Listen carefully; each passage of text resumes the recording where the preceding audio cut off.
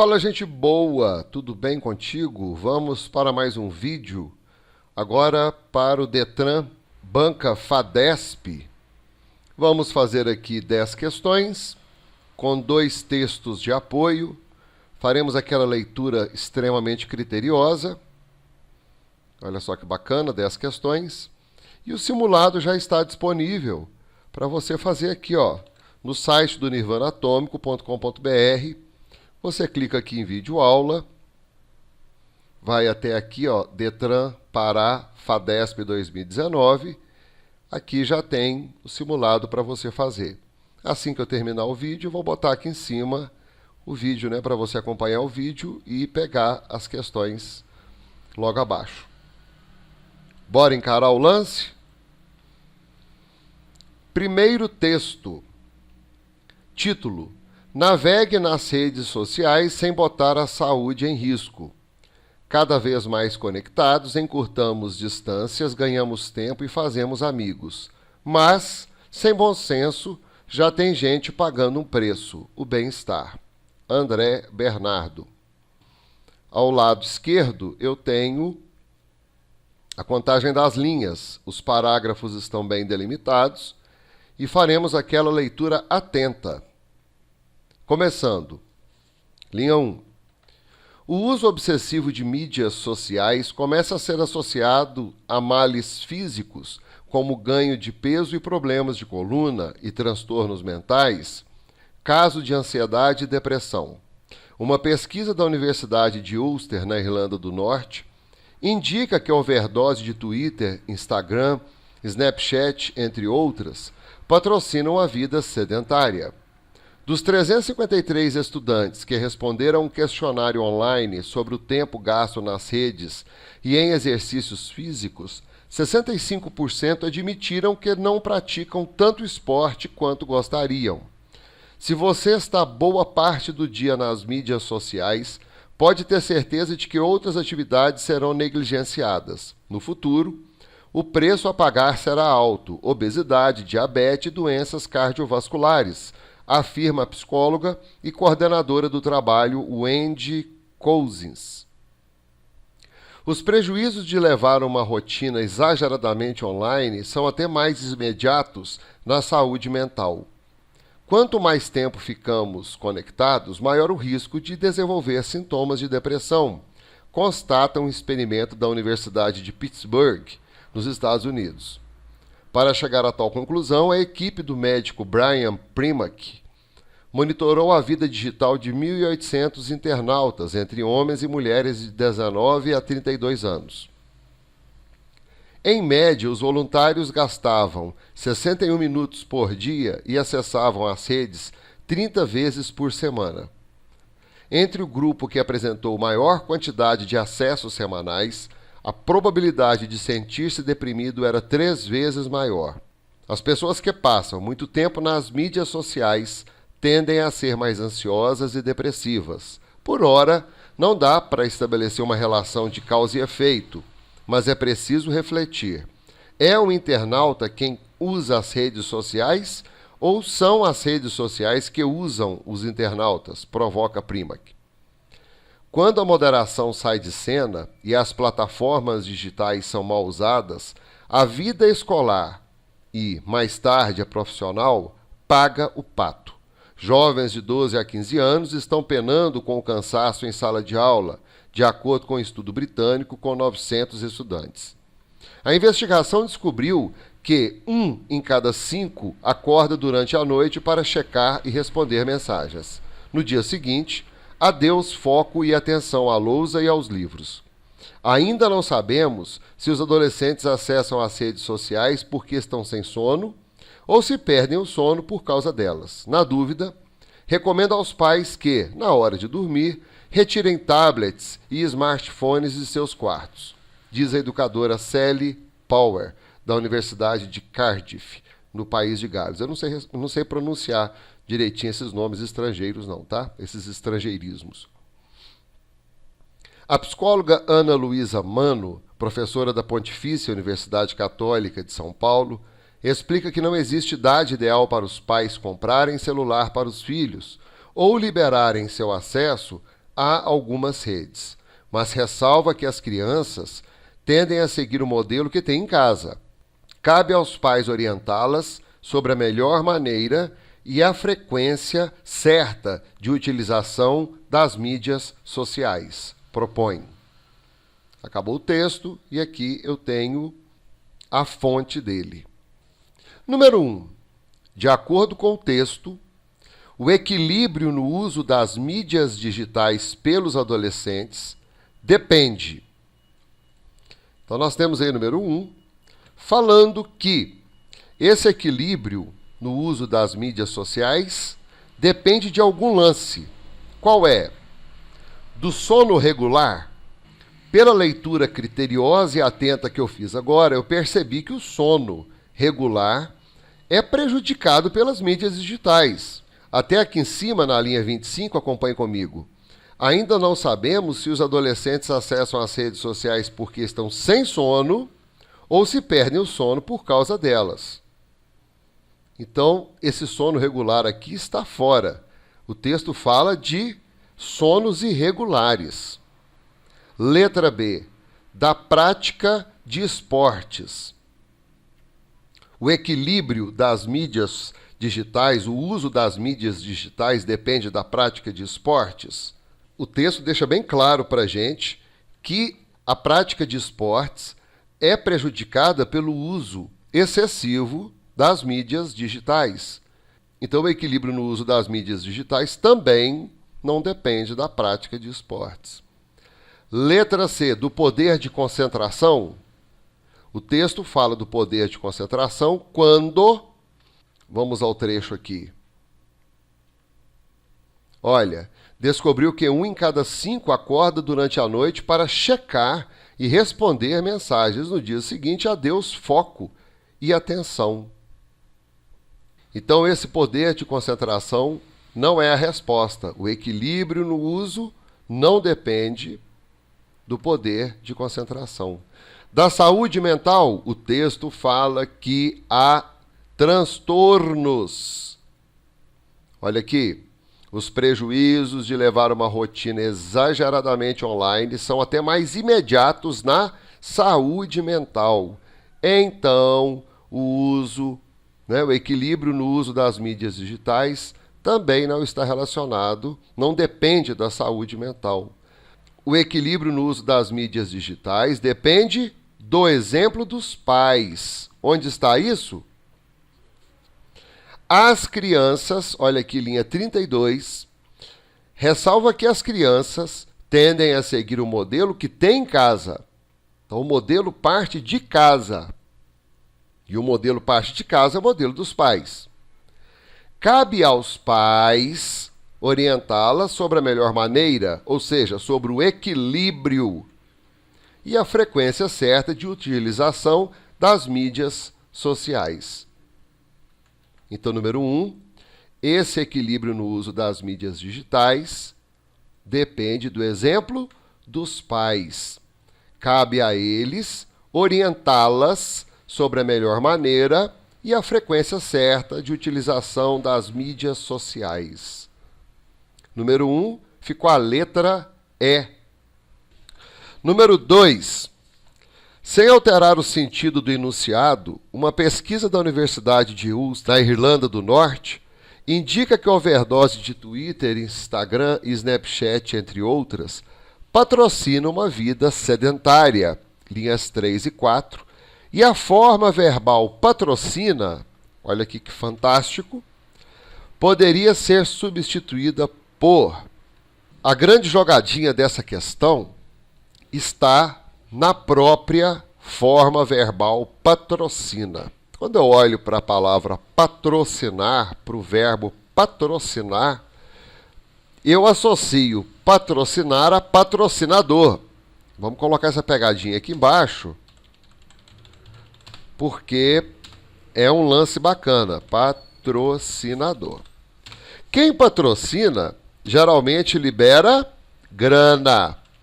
Se libera grana, eu, como candidato, vou marcar a letra E, que está escrito financia. Porque quem financia também libera grana. Porém, essa questão vai mais além. O verbo patrocinar aqui, ele não é sinônimo de financiar. Por quê? Essa overdose de Twitter, Instagram e Snapchat, essa overdose não paga a vida sedentária. Olha só, patrocina, financia. Ela não está financiando, ela não está pagando uma vida sedentária. Então, cuidado com isso aqui embaixo. Ó. Isso aqui é a pegadinha. Vou botar um vermelhão logo aqui para associar o patrocinar aqui em cima. Pronto, está associado. Então, a forma verbal patrocinar poderia ser substituída por favorecer. Ou seja, favorecer é ser a favor de quê? De uma vida sedentária. Ele não influencia uma vida sedentária. Olha como é que fica estranho. Influencia uma vida sedentária. Permite uma vida sedentária. Essa vida sedentária aqui, olha, ela pode surgir de diversas maneiras. Não será o Instagram ou a overdose de Instagram, de Twitter e Snapchat que vai permitir isso. Várias coisas permitem isso. Implicar está no mesmo lance do permitir. O financiar é a pegadinha que nós resolvemos. Então, favorecer, dar mais força, intensidade a uma coisa que já existe. Essa vida sedentária, ela é favorecida pela overdose de Twitter, Instagram e Snapchat. Número 2, letra B. Número 3. A regência verbal culta não foi observada em... Não foi. Resposta. Letra D. Vamos justificar. A investigação descobriu que 1 em cada 5 acorda durante a noite para checar e responder. Aqui está a zebra, ó. Responder às mensagens.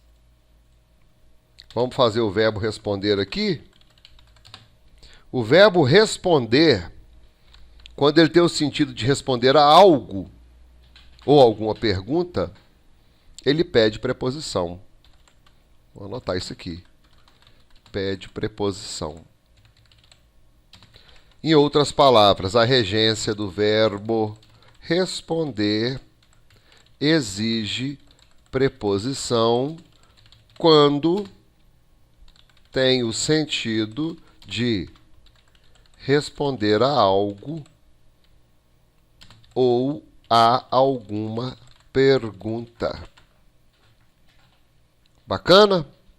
Responder pede preposição ou regência do verbo responder exige preposição quando tem o sentido de responder a algo ou a alguma pergunta. Deixa eu fechar isso aqui. Pronto. Então, o certo seria, a investigação descobriu que 1 em cada 5 acorda durante a noite para checar e responder às mensagens. Vamos corrigir aqui na frente? E responder às mensagens. Número 3. Ficou a letra D. A regência verbal culta não foi observada no verbo responder. Número 4. Contém expressão própria da linguagem informal. Eu tenho a linguagem formal, que é a linguagem culta. Vamos botar isso aqui embaixo. Linguagem formal, que é a linguagem culta. E eu tenho a linguagem informal, que é a nossa linguagem corriqueira, praticada no dia a dia. Vamos lá, então, marcar a resposta. Aqui contém a expressão própria da linguagem informal, é a letra C. E a justificativa está aqui, ó. Quando a moderação sai de cena. Sair de cena, a gente usa para falar que saiu de algum lugar, né, deixou de ser falado na rua ou numa conversa informal. Fulano saiu de cena. Esse saiu de cena aí a gente fala no dia a dia, mas num texto informativo, num texto dissertativo, num texto oficial, sair de cena não deveria constar. E o outro é pagar o pato. Pagar o pato é levar a culpa por algo. Pagar o pato é ser o responsável pelas consequências de alguma coisa. Então, essas duas expressões aqui, ó, sair de cena e pagar o pato, constituem expressões que são utilizadas na linguagem informal. Observe que o número 4 está pedindo no singular. Olha, contém expressão própria da linguagem informal. Expressão própria. Pelo que eu vi na internet, a maioria dos candidatos marcou somente pagar o pato. Mas sair de cena também é uma expressão informal. Número 4, letra C. Número 5. O referente do elemento coesivo grifado não está corretamente indicado em. Não está corretamente indicado. O que ele quer dizer? Que o lancezinho sublinhado aqui, ó, outras, delas, seus, seu e las, não manda para uma palavra anteriormente citada. Qual delas que não manda? A resposta é a letra D. E dá para você matar essa questão de duas formas. Vamos ler. A psicóloga Ana Luísa Mano, professora da Pontifícia Universidade Católica de São Paulo, explica que não existe idade ideal para os pais comprarem celular para os filhos ou liberarem seu acesso a algumas redes. Vai liberar o acesso de quê? Do celular. Acesso do celular a algumas redes. Entendeu por aqui? Agora o mais simples. Observe que todas as palavras sublinhadas, olha, outras, plural feminino, manda para mídias sociais, plural e feminino. Letra B, também vai rolar o mesmo lance. Delas, plural feminino, manda para redes sociais, plural feminino. Letra C, seus, plural masculino, manda para adolescentes, plural masculino. Olha a letra D, seu, singular masculino, manda para pais, plural masculino. Então não bateu. Isso aqui é uma maneira de confirmar que o acesso é do celular a algumas redes e não o acesso aos pais ou dos pais. Letra E, orientá-las, plural feminino, crianças, plural feminino. Tranquilíssimo? Número 5, letra D. Agora temos mais um texto para respondermos às próximas questões. Leitura atenta. Até os anos 60, o papel moeda e o dinheiro depositado nos bancos deviam estar ligados a uma quantidade de ouro num sistema chamado lastro-ouro. Como esse metal é limitado, isso garantia que a produção de dinheiro fosse também limitada. Com o tempo, os banqueiros se deram conta de que ninguém estava interessado em trocar dinheiro por ouro e criaram manobras, como a reserva fracional, para emprestar muito mais dinheiro do que realmente tinham em ouro nos cofres. Nas crises, como em 1929, todos queriam sacar dinheiro para pagar suas contas e os bancos quebravam por falta de fundos, deixando sem nada as pessoas que acreditavam ter suas economias seguramente guardadas. Em 1971, o presidente dos Estados Unidos acabou com o padrão ouro. Desde então, o dinheiro na forma de cédulas e principalmente de valores em contas bancárias, já não tendo nenhuma riqueza material para representar, é criado a partir de empréstimos. Quando alguém vai até o banco e recebe um empréstimo, o valor colocado em sua conta é gerado naquele instante, criado a partir de uma decisão administrativa, e assim entra na economia. Essa explicação permaneceu controversa e escondida por muito tempo, mas hoje está clara em um relatório do Bank of England de 2014. Praticamente todo o dinheiro que existe no mundo é criado assim, inventado em canetaços a partir da concessão de empréstimos. O que torna tudo mais estranho e perverso é que, sobre esse empréstimo, é cobrada uma dívida. Então, se eu peço dinheiro ao banco, ele inventa números em uma tabela com meu nome e pede que eu devolva uma quantidade maior do que essa. Para pagar a dívida, preciso ir até o dito livre mercado e trabalhar, lutar, talvez trapacear, para conseguir o dinheiro que o banco inventou na conta de outras pessoas. Esse é o dinheiro que vai ser usado para pagar a dívida, já que a única fonte de moeda é o empréstimo bancário. No fim, os bancos acabam com todo o dinheiro que foi inventado e ainda confiscam os bens da pessoa endividada cujo dinheiro tomei.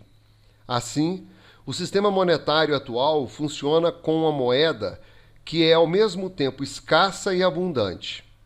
Escassa porque só os banqueiros podem criá-la, e abundante porque é gerada pela simples manipulação de bancos de dados. O resultado é uma acumulação de riqueza e poder sem precedentes. Um mundo onde um patrimônio de 80 pessoas é maior do que o de 3,6 bilhões e onde 1% mais rico tem mais do que os outros 99% juntos. Temos aqui a referência, né, de onde foi retirado. Número 6.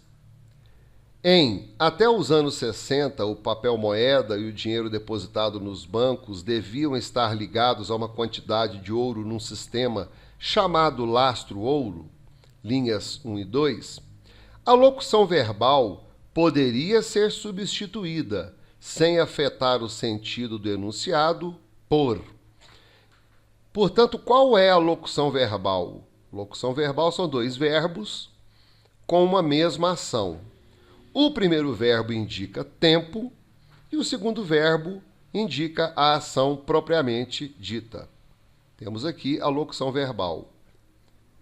Deviam estar. Esse deviam estar